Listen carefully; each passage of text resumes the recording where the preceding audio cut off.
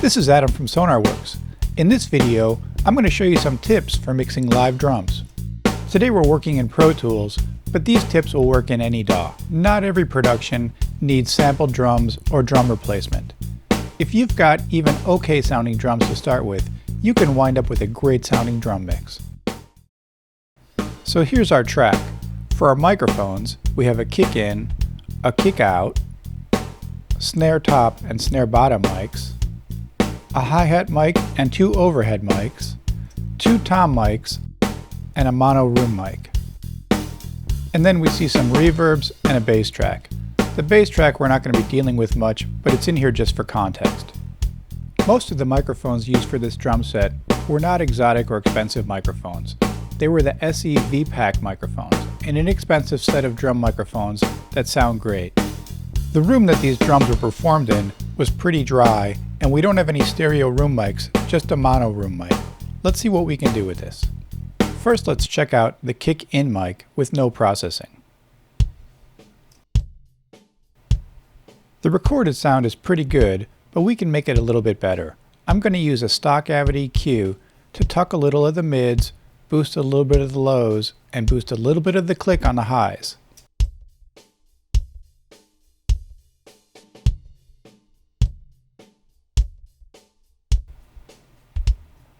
I'm also using a DBX 160 compressor just to tap down the loud hits 1 or 2 dB.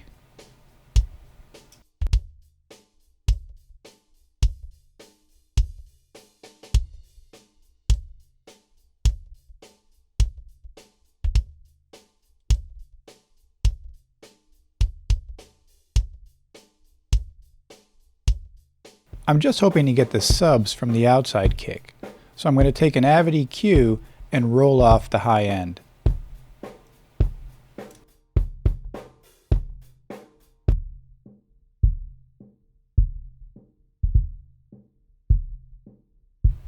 And I'm going to use the same DBX compressor as I used on the inside kick, again just a 3:1 ratio, just tapping down the loud hits.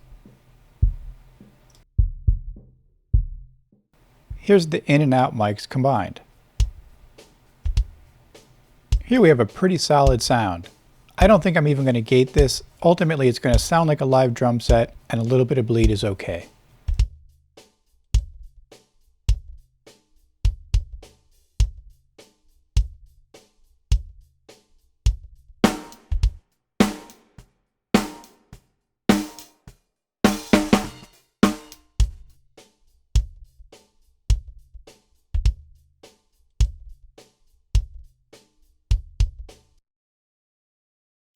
Now let's work on the top snare mic.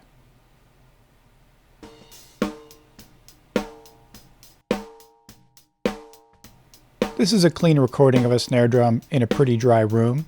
You could use a little bit of thickness on the bottom, you could use a little clarity on top, and maybe tuck out the ring a little bit.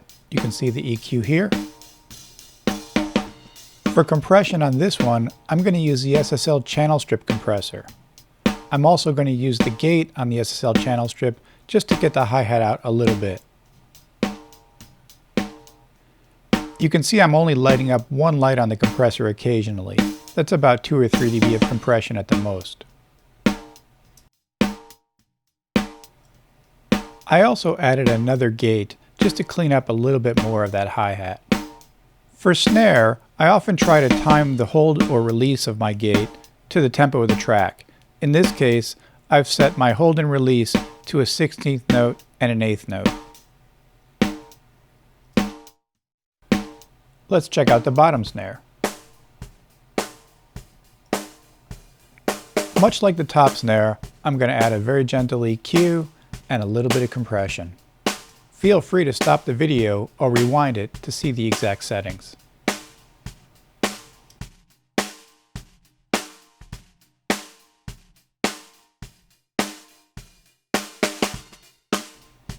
I'm not even going to gate this bottom snare. I think it's clean enough.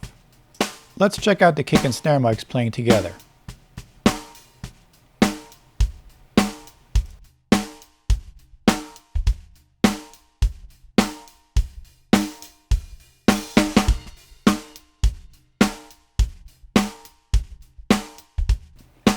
Let's check out our original drums without processing, and then I'll put the processing back in.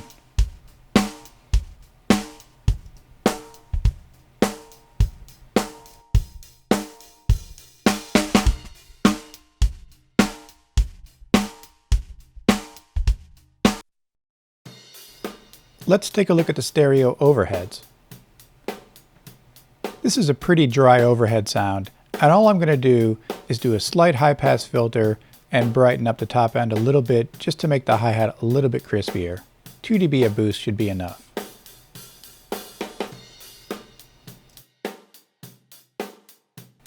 Let me bring the overheads down, put in the kick and snare, and bring the overheads back up till they fill in the sound.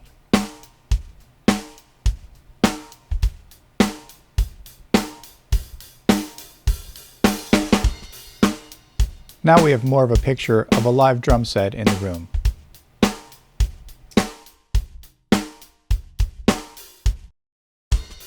Let's add our hi-hat into this mix. First, let's listen to the overheads and see where the hat is coming from. It sounds like it's coming from the left on the overheads, so I'm going to pan the hi-hat track a little bit to the left and add some EQ. I'm going to roll off the bottom and add a little bit of crispiness to the high end. Typically, we can hear the hat pretty well in the overheads, so I'm just bringing the fader up enough so that there's a little more clarity on the hi-hat.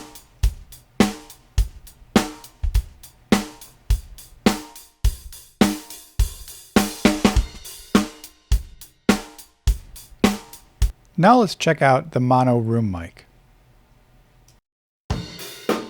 Since this room is so dry, the room mic doesn't have a lot of ambience. Let's come back to that in a minute, and let's add some artificial ambience first.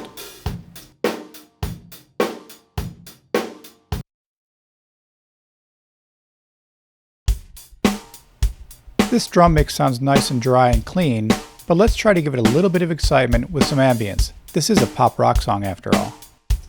I often use 2 or 3 reverbs with drums. One is a very short sound, like a nonlinear reverb, just to add some punch to the drums. One sound lets us hear the walls, a little bit of a longer, kind of a room sound, and one is for the sustain of the drums. Let's look at how we use all 3 of these together. For punchy pop rock drums, I usually add reverb to the individual drum mics. Sometimes I'll add reverb to the overheads and not the original drum mics, but in this case, I want to add it to the snare, the toms, maybe the hi-hat, and maybe a little bit to the overheads. But let's look at the snare first. The first thing I want to add to the snare is going to be a nonlinear reverb. Nonlinear reverbs add a little power and punch to the sound, but they don't really add sustain to it. So here's the original snare.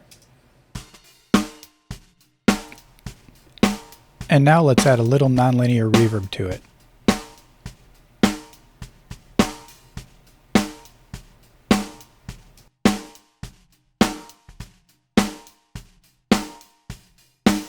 If that reverb's too loud, it sounds artificial, but at just the right volume, it gives us a sense of the room pushing back on us.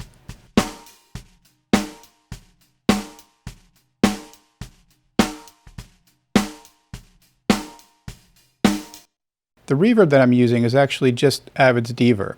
I've got the nonlinear setting. It's 260 milliseconds, so it's a 1/4 of a second long reverb.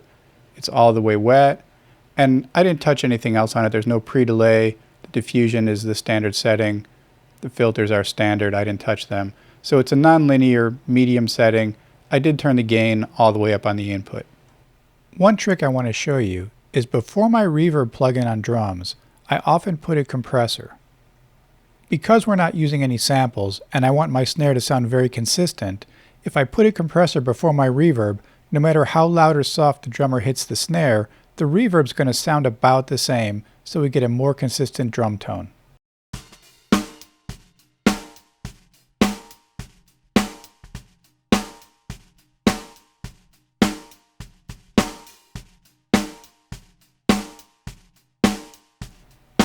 This nonlinear reverb will go on the snare and the toms, probably nowhere else. Here's the snare with only the nonlinear reverb.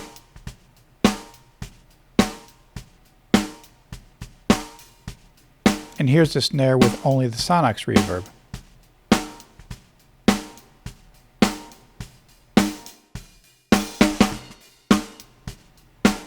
Here's the snare with both reverbs. And let's add the kick and hat to this.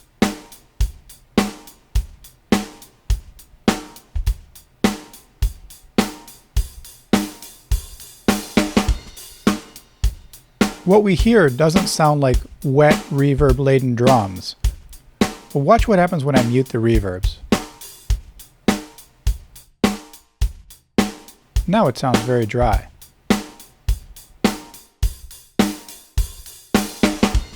If I just mute the nonlinear reverb, the snare feels a little further away.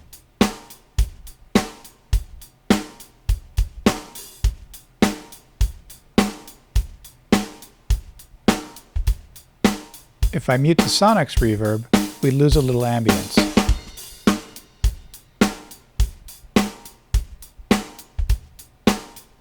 I'm going to also add the Sonarworks room ambience to the hi-hat.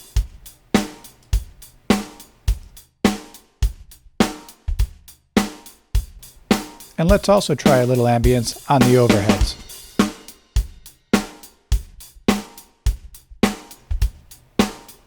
You'll notice I didn't add any reverb to the kick drum.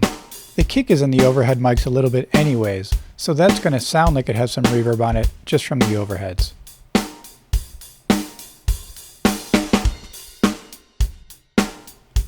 Let's check out our long reverb option. I'm going to solo the snare and turn off the other reverbs. For the long reverb, I'm going to use the FabFilter Pro R. It doesn't look like a long setting, in fact it's their stock Percussion Studio setting. This preset is good for adding some stereo width and some depth to our room. If this reverb is too loud, it'll be an obvious reverb effect. At just the right level, it's just going to add to our sense of space around the drums. Here's just the FabFilter reverb on the snare. That sounds like an obvious reverb effect.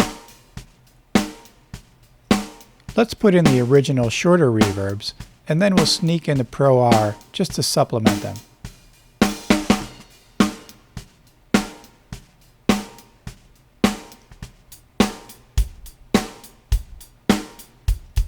And let's add a little bit of the overheads to the drum room and see how that works.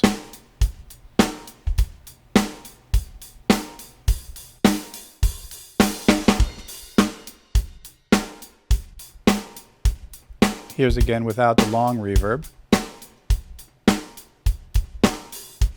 This feels good. This feels a little more ambient. So you'll notice in the comments field I wrote mute during verses. This is the kind of reverb that might only come in during the chorus of the song, or maybe in the verse I would bring it down a few dB and back up in the chorus, or only feature it during the breakdown section of the song. It adds a nice sustain and tail to the drums. It does feel like artificial reverb where the other ones feel a little bit more natural. Let's add the bass and see how it feels.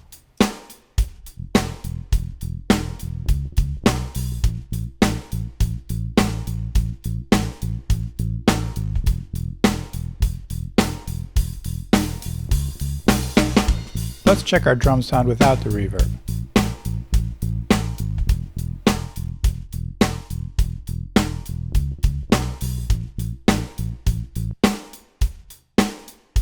Lastly, let's take a look at our room mic.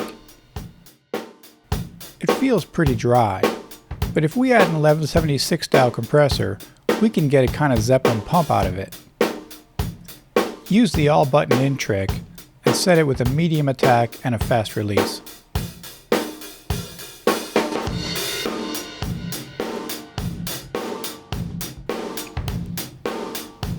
That's probably not appropriate for this song.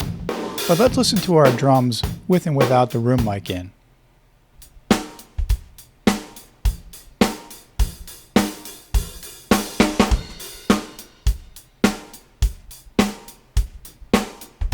The room mic is adding a nice punch to the snare drum, but it's making the kick drum feel a little bit sloppy. So I'd like to gate the room mic so it only plays when the snare hits. Let's put a gate on it and set it to do just that. So we need to set the gate to look for a sidechain or key input from a bus. The bus I've simply renamed key. On the snare drum track, I'm sending signal pre-fader to that bus.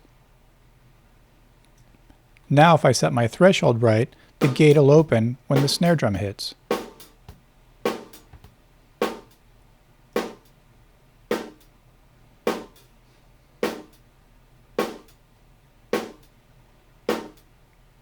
Now we can adjust the gate's attack and release times to make that room mic play just the right length to fit our groove.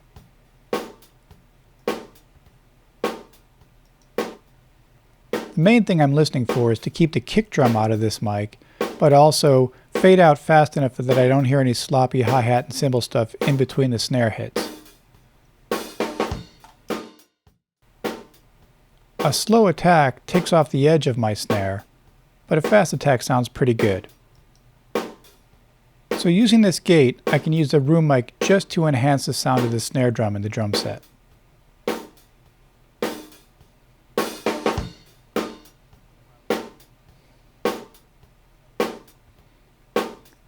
So let's add this room mic in with the rest of the drum set.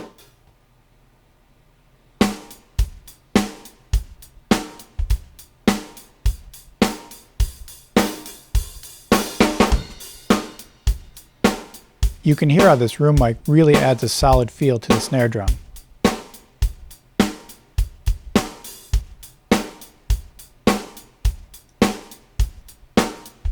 We can try some reverb on this room mic.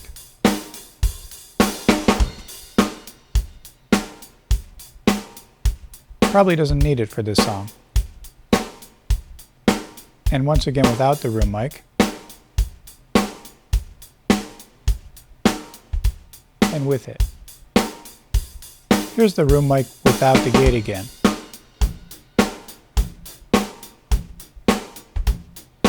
It makes the kick feel a little bit messy.